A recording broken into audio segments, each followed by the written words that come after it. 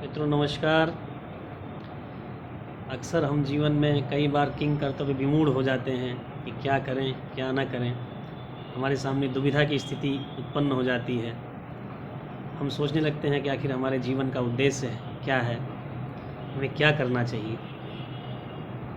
ऐसी परिस्थिति में जब हमारा मन दुविधा से ग्रस्त हो, हमें अपने जीवन के उद्देश्य के बारे में भ्रम होने लगे,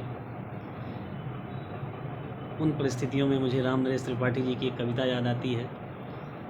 पथिक खंड काव्य से ली गई है। सत्कर्तव्य, कि आखिर हमारा कर्तव्य क्या है, हम यहाँ इस जीवन में क्यों आए हैं, हमें क्या करना चाहिए। जाहिर है हमारा कोई ना कोई उद्देश्य तो निश्चित होगा। तो आप भी इसे देखें, सुने और समझें। जग में सचर अचर जितने हैं, सारे कर्म निरत हैं। धुन है एक न एक सभी की, सबके निश्चित व्रत हैं। जीवन भर आतप सह वसुधा पर छाया करता है, तुच्छ पत्र की भी स्वकर्म में कैसी तत्परता है।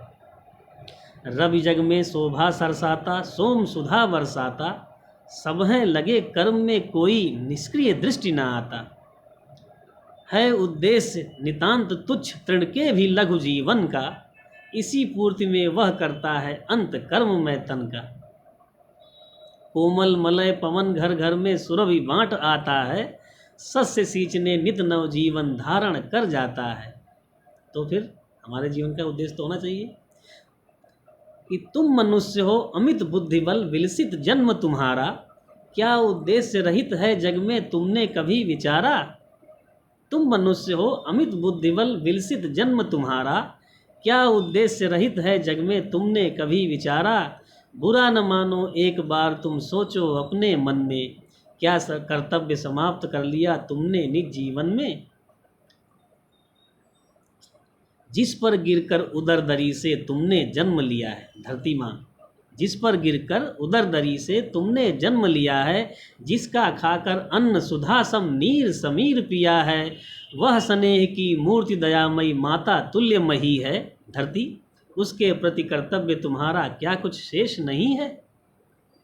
केवल अपने लिए सोचते मौज भरे गाते हो, पीते खाते सोते जगते केवल सुख पाते हो।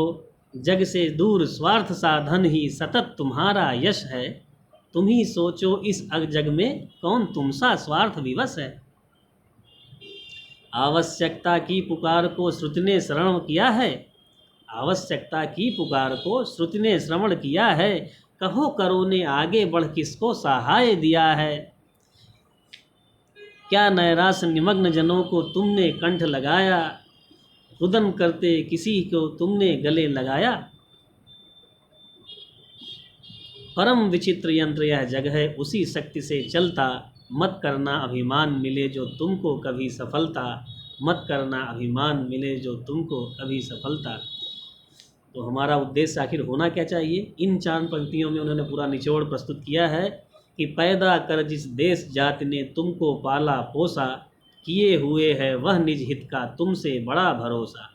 पैदा कर जिस देश जाति ने तुमको पाला पोसा, किए हुए है वह निज हित का तुमसे बड़ा भरोसा। उससे होना उऋण प्रथम है सत्कर्तव्य तुम्हारा। फिर दे सकते हो वसुधा को शेष स्वजीवन सारा, शेष स्वजीवन सारा।